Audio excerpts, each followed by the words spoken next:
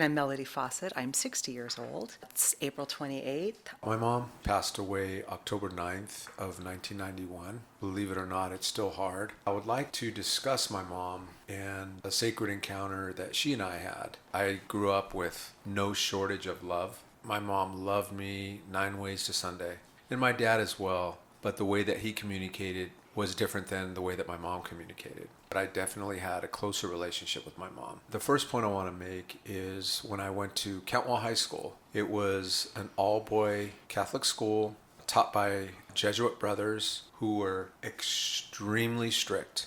One day I was doing things I shouldn't do and had been getting away with it, and one day I got caught. I got expelled.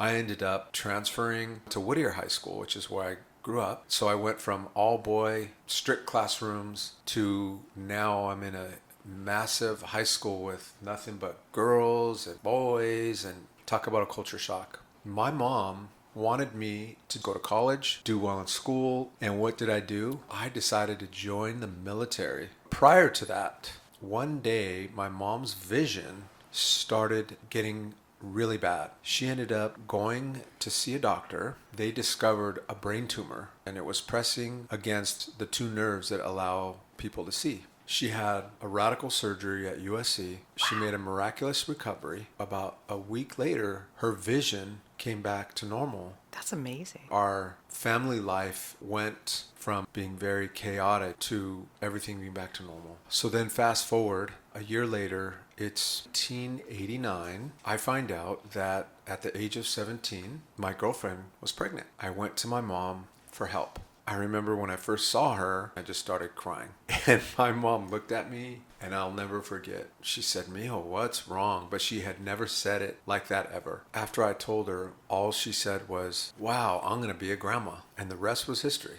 Wow. My daughter was born 1988, February 15th. When I was in boot camp at Naval Base San Diego, her name is Brooke. I ended up being deployed on what we call a Westpac, which is a group of ships in the Navy that go to Australia, the Philippines. I was stressed out but excited. That was one of the most difficult times of my life. Saddam Hussein took over Kuwait, and a conflict in the Middle East occurred. We were one of the very first ships that was deployed from the Philippines to the Persian Gulf. One day, when I was walking on the ship, I was approached by the chaplain. He gave me a letter, and when I read the paragraph, Maria Connie Villalobos has been diagnosed with brain cancer. Her life expectancy is 4 to 6 months, depending on her response to treatment.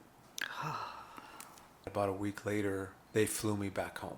On October 9th, 1991, my mom ended up passing away. All of these milestones that I've just talked about brings me to what I wanted to describe, which is the crucial conversation that I had with my mom. So one day, it was shortly after my mom recovered from the pituitary surgery that I spoke of. I had moved back home. The previous 6 months to a year, I had been living in an apartment with Brooke and the mother of my daughter. Things just didn't work out, and the very first night, I was full of anxiety. I couldn't sleep. I almost felt like I couldn't breathe, and I just didn't know what to do. It was around 8:30, 9 o'clock at night, and I knew that I had to try and go to sleep because I was in the military and I had to get up very early. I recall not even knowing about anxiety, but I just recall the feeling of such nervousness and tension. And so what did I do?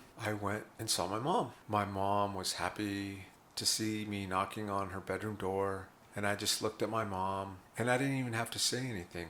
It was as if my mom knew what I was feeling, and we started talking. I ended up having the most transparent conversation with my mom that I've ever had with anyone in my entire life. I opened up about all the bad and naughty things I did in high school, the times that I snuck out in her car in the middle of the night without her knowing, the monies that I stole from her, so many things that I did that I had regretted. And my mom opened up to me about things that I had no idea about regarding her. She talked to me about a lot of the prejudice and racism that she and my dad experienced living in Los Angeles because they were both Mexican Americans. She talked to me about how she had been contemplating divorcing my dad. Ever since that conversation, I've never been the same. I know without a doubt that I wouldn't be here today had I not had that opportunity to share it while she was happy and she was healthy.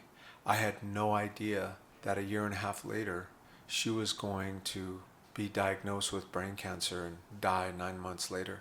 Had I not had that conversation with her when she was happy and healthy, I know that I would feel so guilty that I wouldn't be here today.